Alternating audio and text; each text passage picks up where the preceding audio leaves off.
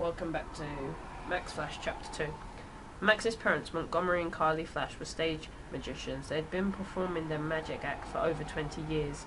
Montgomery's stage name was the Great Montello, while Carly was known as Mystical Cariba. They were both exceptionally accomplished illusionists, and their magic took even the most hardened cynics. Max had grown up backstage in the wings of theatres and art centres, watching his parents' performances and host of other magic acts. He had been fascinated by their dazzling tricks and feats. He'd find out how they worked and tried them out himself. He'd practice and practice until he got every single one down to perfection. But Max was just good at doing magic tricks. He'd been born with a rare double jointedness, which made his body remarkably flexible and bendy. He was the kid at school who could slide through the narrow park railings, who was the one who was never found during games of hide and seek because he could squeeze into the most impossible tiny spaces. The combination of his remarkable bodily attributes and his dedication to perfecting tricks had made him into a first-class escapologist, tightest, and creator of illusions.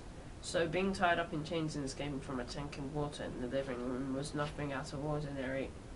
It was a new part of the stage act, based on the feat performed by Max's all-time hero, Harry Houdini. After he had changed out of his wet clothes, Max sorted into the living room. The tank stood in the corner, now empty of water. His parents were by the window having a hushed conversation. "Oh, excuse me," Max announced. "Are you going to let me in on the secret?" His mum and dad span around. They both looked on the edge. "What's going on?" His dad gave him a guilty-looking smile. "There's something we need to show you," said his mum. Max watched as they walked out to the room. His mum then unbolted the door that led down to the cellar. He frowned. They hardly ever went down to the cellar. It was dark and cramped.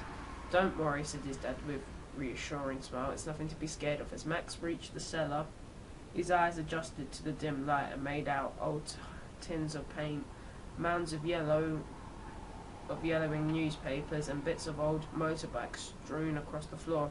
Watched his dad step over to the wooden workbench by the far wall and feel for something behind it. To Max's utter astonishment, the workbench then began to move slowly. It swiveled around 90 degrees and stopped when it was pressed against the cellar's left wall. His dad walked over to the space where his bench had been and slid open the floor panel.